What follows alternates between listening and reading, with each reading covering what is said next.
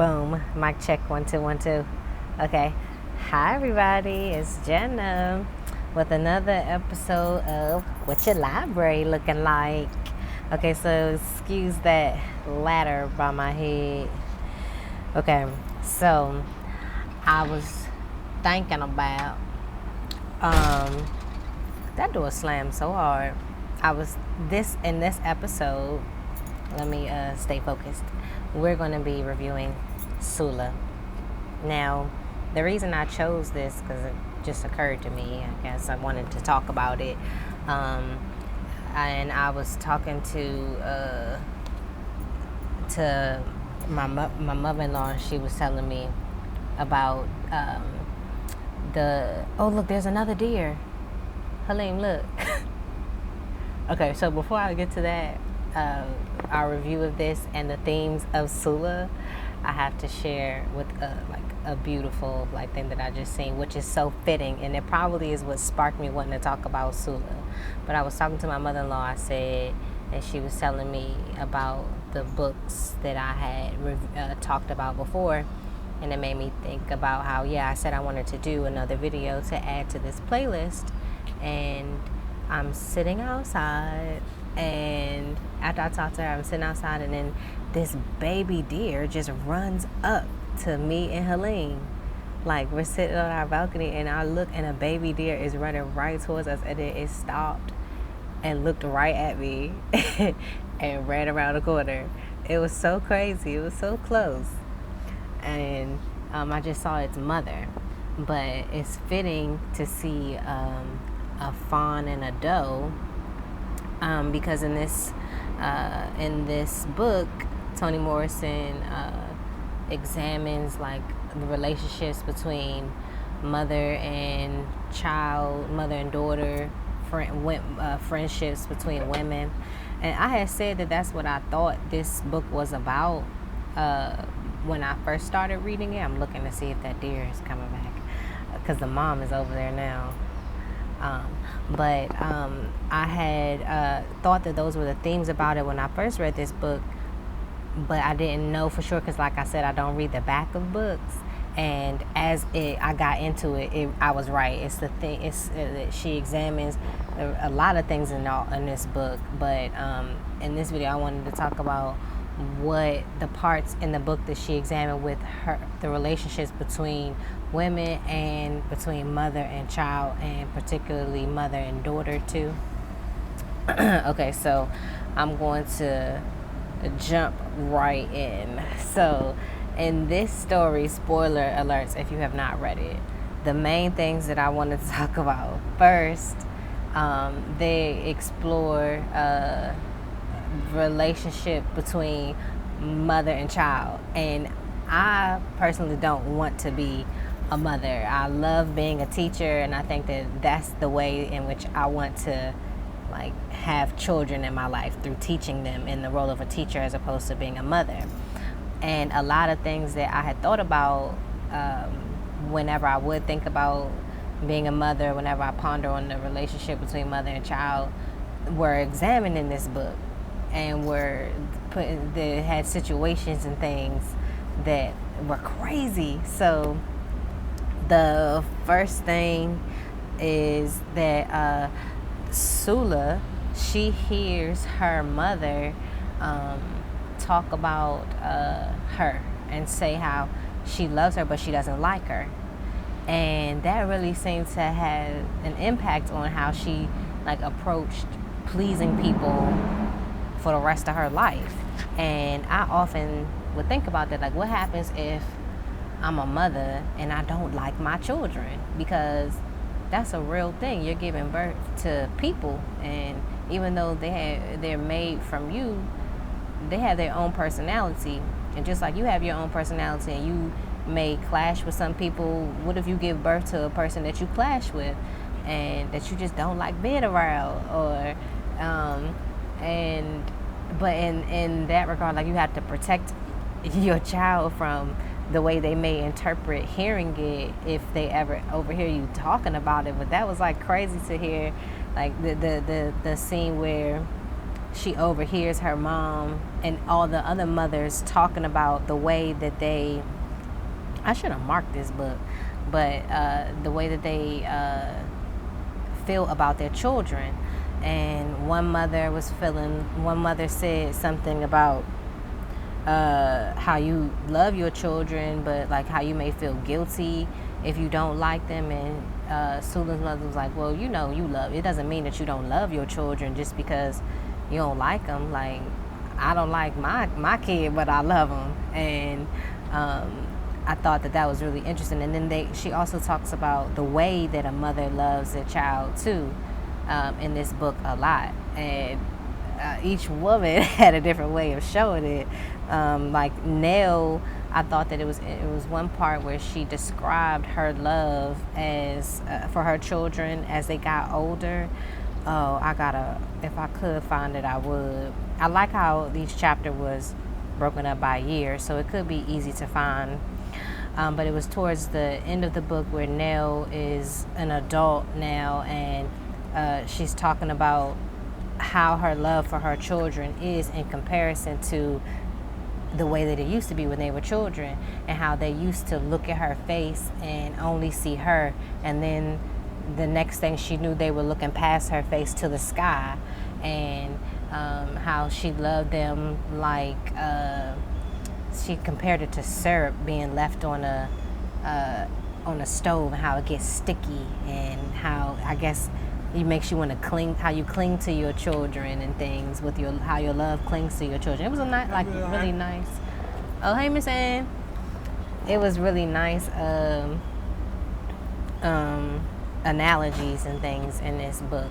I love the way that she wrote, but it really made me think about mothers whose roles change throughout their life. Like as your children get older, your role as a mother in their life changes. And I know that some mothers have a hard time like letting go of not being the main person that your child depends on throughout their life. Like some mothers really identify with being the provider for their children, being the one that their child depends on, and they get a lot of like a sense of purpose from that. So when that child no longer needs them in the way that they do, like how Nell's children no longer needed them, she like how it affects you if they're your soul, like if you really clung to that role in their life, like it can really impact you differently. Like as that role changes, like it can be a hard thing to adjust to. And it made me think about, like, I understand why people were saying this is a good book, because it does, like, why women were saying it in particular, it does make you examine those things, like how your relationship changes to your children and everything. But these are things that I still think about, even though I don't want to be a mother, but I have a mother and know mothers, and have seen different dynamics and things, so I still think about these things. And I thought that it was interesting too. So with the mother, with Sula's grandmother, and her relationship with her mother. So Sula's mother's name was Hannah, and Hannah's mother's name was what? I don't know, Miss something. I don't know that lady's name off the top of my head. She had one leg, that lady, and that's Sula's grandmother. But when she had her children, she showed her love differently. Like Hannah asked her, "Mama, did you love us?" And she was like, "What you mean that I love you? Like all the stuff that I did for you and everything. Like of course that I loved you. Like." And she was like, "But you never played with us." And she was like, "Play with us? Like you know what I had to deal with? She had to take her kid out into the outhouse and stick her finger up his butt to help him poop, and he was all sick and everything. And she like, you talking about do I love you?" And so I thought that it was really interesting how she felt about her child, and the way that she showed love, and in the way that her child expected love, or like how she was saying how Hannah was saying she couldn't tell that her mother loved her because she didn't play with her, because to her that's what she did for her child because she loved her. So And that's what she thought loving was. You play with her, you spend time with her, you laugh with her and stuff. But all the while, her mother is thinking, I love my child, so I'm going to make sure my child survives. I'm going to make sure that if they got a cold, I'm taking care of them and stuff. And I'm going to make sure that I got to figure out how I'm going to feed them and stuff, because they didn't have any money. So it was interesting to read about how each generation or each mother, each individual thinks that like there gives love and shows love in a different way. But when you have a child, your child is interpreting that, like, and because I don't know, like how, and then that can impact the things that you do for your child later, because of the things that the experiences that you had with your mother, how that can impact the experiences that you create for your child. I thought that was interesting to hear too. And then, like, the craziest part in this book was when what is the mother's name? It's like Miss Jack. I don't want to say the wrong name, but I can't think of the mother's name right now. The grandmother, but when she killed Plum. So Plum is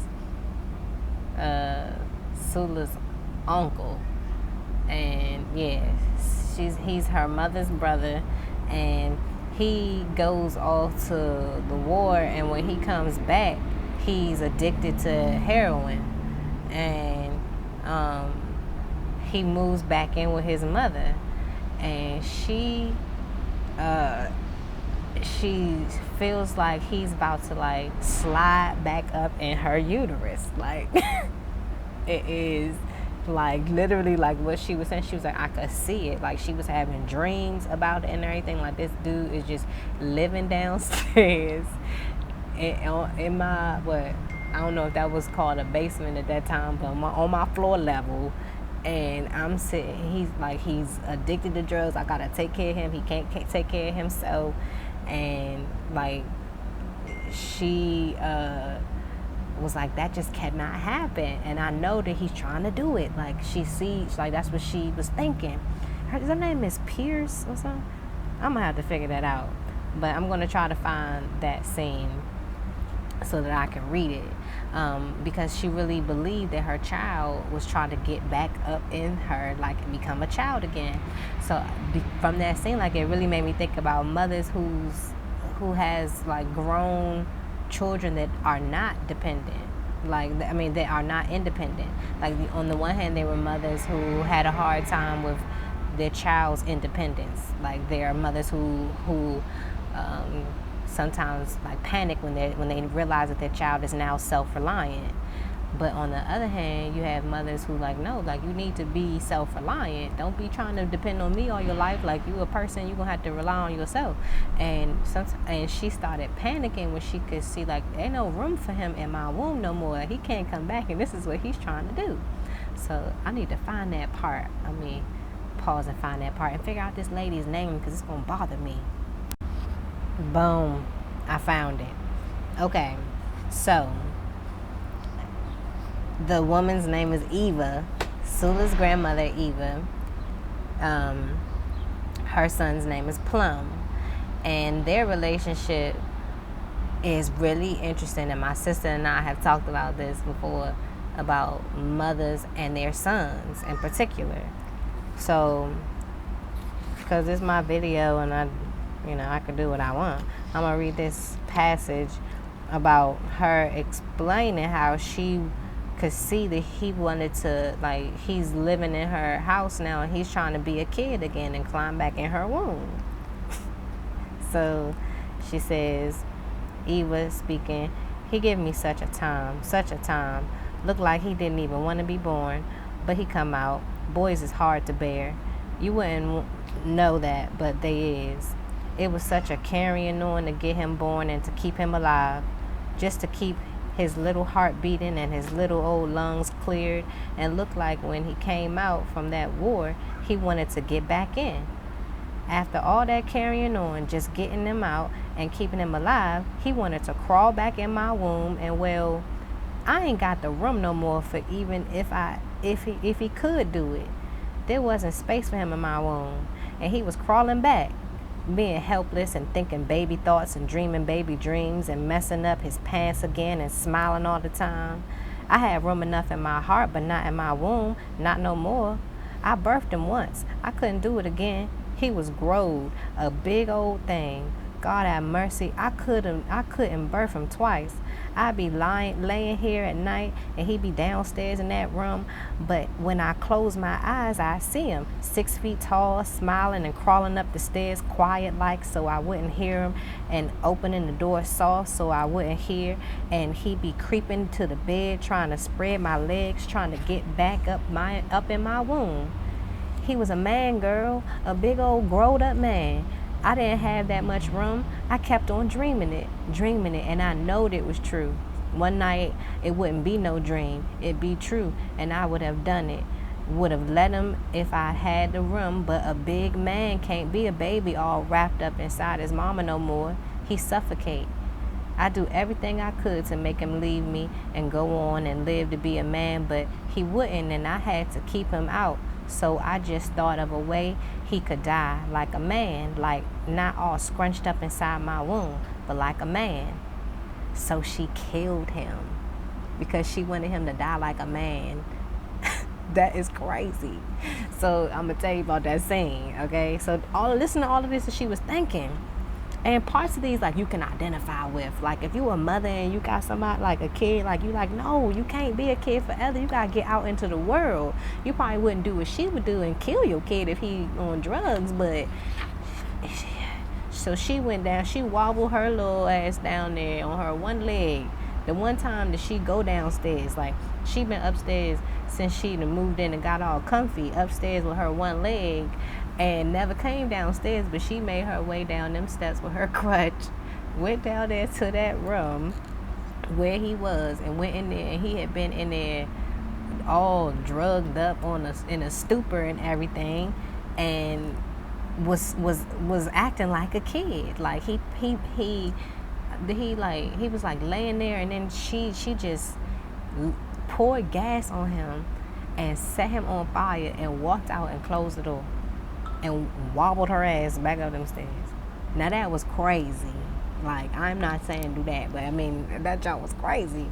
So when I was reading, like, there was parts in here that was crazy like this. And when I was reading, I was like, why is everybody saying this is a good book? She killing her kids.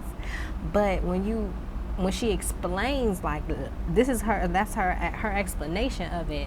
When her daughter Hannah asks her, why'd you kill Plum? Like, because they knew it. Sula knew it. She was in the house, and Hannah was in the house, and Hannah saw her go upstairs, and she was like, Plum is in there, like, and she was like, oh, it's my baby. She was like, is my baby in there? Like, it was crazy. The way that she wrote it was amazing.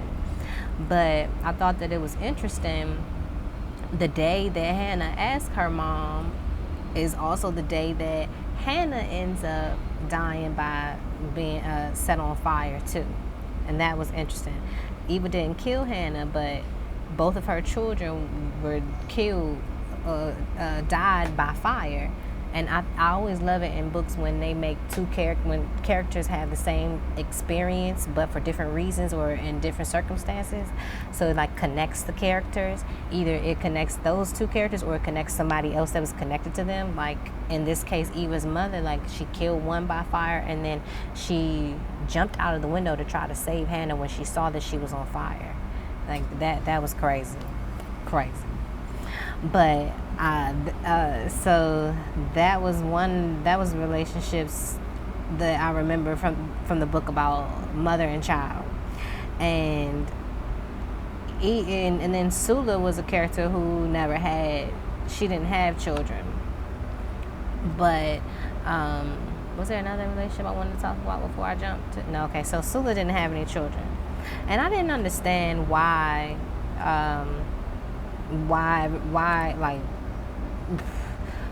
people liked the book at first, and especially when I was reading about Sula and Nell's relationship. Like I could understand a lot of different things in their relationship, and it was really interesting to see how it went and how it ended, and how that even though their relationship changed, Nell still loves Sula. and how connected they were when they were younger. How Nell and Sula were so connected. Did I just jump to this without introducing this part? So now I'm gonna talk about a relationship between women, because I said a relationship between mother and child. But anyway, so they were really connected when they were children. So much so that one got strength from the other, one compensated for the other in their personality. Like there was one scene where they were digging in the dirt and they were doing the same thing. One did one thing and then the other would do it too. And they didn't know why they were doing it. They just knew that she was doing it, and they just kept digging a hole together and mimicking each other's movements. So it was interesting to see the relationship between young children when one can lose himself in the other, or one can gain strength from the other, and how you come up with each other. And it made me think about like friendships that I had when I was younger, what I got from those friendships, and how they changed throughout life. There's a bee like just going. It's a huge bee. And I'm trying to make sure it don't come over here. That's a wasp, but that it was a really interesting dynamic. And then in particular to see like how everybody responded to Sula, that was interesting too. Her relationship with other women, that was really interesting. But for their relationship, Sula and Nell, at the end, so Sula ends up, Nell and Sula are real close all the way up till Nell gets married, and then Sula moves away. And then when Sula comes back, Sula sleeps with Nell's husband. So Nell and Sula don't talk no more. And then Sula gets sick. And when Sula gets sick, she goes to see, Nell goes to see Sula. And she had like a little, like trying to figure out how she felt about hearing that she was sick and stuff, but she went to go see her. And when she was there, they like had a conversation about why did you do it? Why would you sleep with my husband? Because then after that he left her. And then Nell's life was like really impacted by that, and Sula seemed like that wasn't no big deal. Like so she was saying like, why would you do? Nell was saying, why would you do that to me, Sula? I was good to you. I was a good friend to you. And Sula says, well, like, how do you know? Like, you was the only one that was good. Like, I was a good friend to you too. And Nell was like, it made her upset, like thinking like, no, if you weren't a good friend because you did this and this and this to me. But at the end, after Sula, when Sula dies, and nobody is at her, like really at her funeral, people don't like her because the way she's treated people and stuff. She understands like that she was a good friend to her when they were kids, and when before all of that happened, and she missed her, she cried for her. So it was interesting to see that no matter like even though relationships change, you still love the person for the relationship that you did have. So and how women can hurt each other too was interesting in this. But finish this last little bit. Okay, so I remembered before I wrap this up that there was one more relationship between mother and daughter that I didn't talk about. Nell and her mother. And I don't remember her mother's name, but her mother was really conservative Christian and really by the book, do things the proper way. They described her as snuffing out all of the enthusiasm that Nell had within her. Like that Nell knew how not to show emotion, not to get too overly excited about anything. Her mother wanted her to be a certain way, so she was that way. So that's why she loved being with Sula so much, because Sula wasn't like that. And she could be herself with her. She didn't have to restrain herself and mute her personality around her mother, because her mother wanted to mold her personality. And I think that that's interesting how mothers try to make their children be the person they want them to be, as opposed to like tailoring that, I don't know what words to use. All right, we back. So, okay, so now we back again. All right, so that's all I wanted to say. I can't think of anything else to say. I had to pause it. I had an interruption. So that's all I wanted to say about Nell. Oh, about how parents should acknowledge that they're just raising people. That's what I should say. Instead of trying to judge them for the person that they are. Like, be open in your communication and accepting of their personality. And instead of trying to change their personality and make them be this type of person. Like, you made a person already. They already the type of person they're supposed to be. But anyhow, I really liked the book after having read it and after having talked about it and thought about it. But that's all I'm going to say. That was a yummy smoothie I just finished. Okay. So I hope that you... What? All right, now I'm getting distracted. Okay, bye.